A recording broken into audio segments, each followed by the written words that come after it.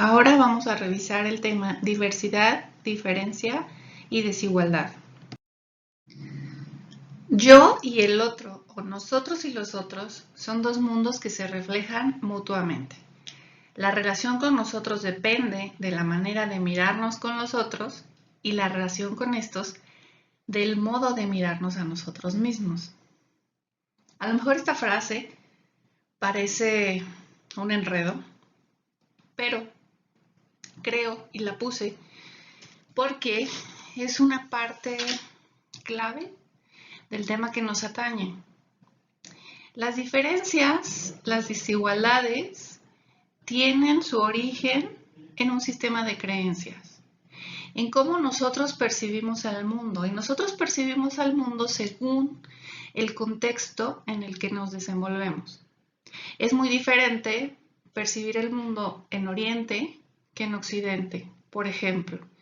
Y en Occidente, que es donde estamos nosotros, en nuestro propio país, hay diferentes formas de percibir el mundo. Depende de la cultura. Esta cultura es la que nos va a inculcar el sistema de creencias. Y entonces, según como yo perciba, como a mí me enseñen que la vida o el mundo debe ser, son las diferencias que yo voy a crear y a percibir en los demás. Espero darme a entender. Los seres humanos somos diferentes entre nosotros en lo biológico, lo social, lo cultural, así como por la singularidad de contextos en los que vivimos y la asimilación que hacemos de los mismos. Esta característica se recoge en el concepto de diversidad. Somos y existimos por la diversidad biológica.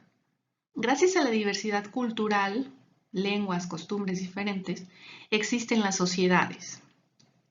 Hoy hay diversidades que enriquecen y otras que empobrecen. Unas construyen y otras discriminan. La escuela debe estar preparando a sus alumnados, a sus alumnos para vivir y convivir en entornos cambiantes y heterogéneos. La diversidad es una de las características definitorias de la humanidad y por ende de nuestras sociedades. La forma de entender la diversidad supone el punto de partida en la educación inclusiva. La cuestión aquí es qué tan factible es lograrla y ya vamos a platicar por qué. Si nosotros tenemos claro que los seres humanos somos diferentes en lo biológico, lo social y lo cultural, tenemos claro entonces que hay diversidad. Y si nos abocamos nada más a una característica física, por ejemplo, lo biológico, vamos a hablar de dos grupos, hombres, mujeres. ¿Qué te hace hombre? ¿Qué te hace mujer? Biológicamente, físicamente, un aparato reproductor. ¿Ok? Pero si dentro del grupo de las mujeres son, digamos, la misma clasificación, por decirlo de alguna manera, pero entre nosotras hay diferencias, hay diversidad, hay estaturas, hay complexiones, hay tez, tono de piel, la fisonomía, que si la nariz, que si los ojos, que si la pestaña, que si el cabello. Entonces ahí es parte de la diversidad. Y con los hombres igual, características físicas. Y no estamos hablando de lo cultural, de las creencias, de la personalidad, porque es todavía más complejo. Implica todavía más diversidad, más diferencias unos de otros. Entonces, tenemos claro que la diversidad implica diferencias. El problema está en que esas diferencias, por una cuestión cultural, por una cuestión de un sistema de creencias, generen problemas. ¿Sí? Ubican ustedes, me imagino, a Howard Gardner, el autor de la teoría de las inteligencias múltiples. Él dice que el peor error que ha cometido la escuela es tratar a los niños como si fueran clones, variantes clónicas del mismo individuo. ¿Sí? Sí, tenemos aquí, vamos a hacer la escuela y tú vas a encajar siempre y cuando seas blanco, sano, normal, católico, y eso, ¿a qué le estamos llamando normal, no? Autóctono, rico, castellano hablante, ¿sí? Entonces, si tú tienes esas características, estás encajando en lo que se le llama normal, y entonces contigo no va a haber problema dentro del contexto cualquiera. En este caso estamos hablando del contexto escolar. Entonces hay una línea muy delgada entre diferencias, entre diversidad y desigualdad, porque esta última surge porque determinados sujetos o grupos alcanzan en desigual medida objetivos sociales y culturales, tanto dentro y fuera como de la institución escolar. Esto no es natural, esto es creado y se reproduce de generación en generación. Las desigualdades se reproducen por sistema de creencias. Me van a alucinar con esas dos palabras, pero es la clave de muchas cosas. Se inculca una creencia, tiene que ser así, es así, esto es lo correcto, esto es lo normal, esto es lo que está bien, y el que está fuera de esos parámetros ya implica un problema. Y cuando se ve a alguien diferente como un problema, se está hablando de una desigualdad, que no es lo mismo. No es lo mismo ser diferente que desigual. Las escuelas son lugares donde de inmediato se observa la diversidad. Hay diversidad de género, de capacidades, de intereses, gustos, lenguas, razas, habilidades, etc. El tratamiento de la diversidad en la escuela ha sido respondido tradicionalmente desde dos planteamientos teóricos, el de déficit y el de la diferencia. La primera, la teoría del déficit, nace en los años 60 y su objetivo central es eliminar las diferencias, consideradas como déficit y que son el origen de la desigualdad.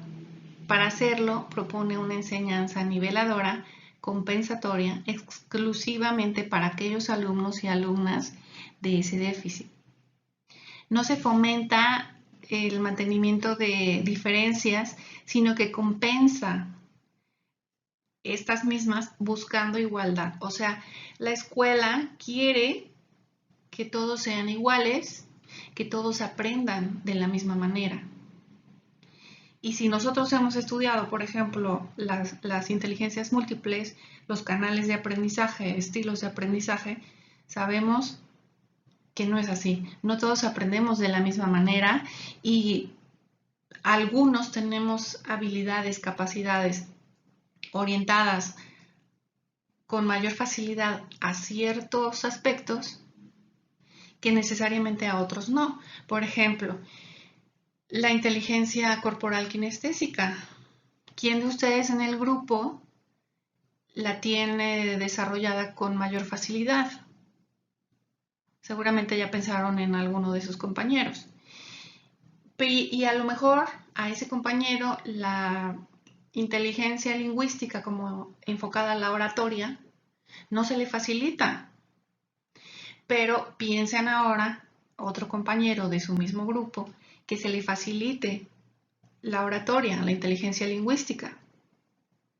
¿Ya pensaron quién? Bueno, a lo mejor a esa persona se le facilita la oratoria, pero no la actividad física. ¿Sí me explico? Entonces, esto es algo que no se ve o no se veía en estos primeros momentos y por eso generan estas teorías. Tenemos que aprender igual. Y ya sabemos que la escuela está necesariamente encaminada a fomentar la inteligencia matemática, lógico-matemática y lingüística. Y las demás se van dejando de lado y deberían aprovecharse para facilitar la vida de los estudiantes.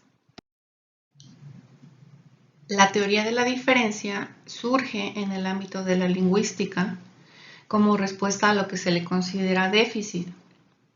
Considera que el fracaso escolar se entiende como consecuencia de causas tanto lingüísticas como sociales, entre las que encontramos los prejuicios lingüísticos y la diferente valoración social de las variedades, así como la utilización de esas valoraciones en la formación escolar. Sucede, hay ciertos estereotipos que en vez de generar diferencias generan desigualdades. Por ejemplo, este alumno habla tal dialecto, se viste de cierta manera, tenemos el estereotipo, muchas personas tienen el estereotipo en donde ven a personas culturalmente vestidas como en Oaxaca, Chiapas, esa ropa bordada y de manta, y se genera cierto estereotipo de manera despectiva, cuando no debería ser, solo es diferente. Entonces ellos, al tener un dialecto distinto, generan o implican un problema para una escuela que no está preparada para atenderlos. No es que ellos sean un problema, lo que pasa que en ese, ahí voy otra vez, en ese sistema de creencias, en esa delimitación cultural que la escuela hace y que atiende ciertas características, ellos están fuera. Y entonces yo no sé trabajar con eso. Ah, el problema eres tú, no soy yo. ¿Sí me explico?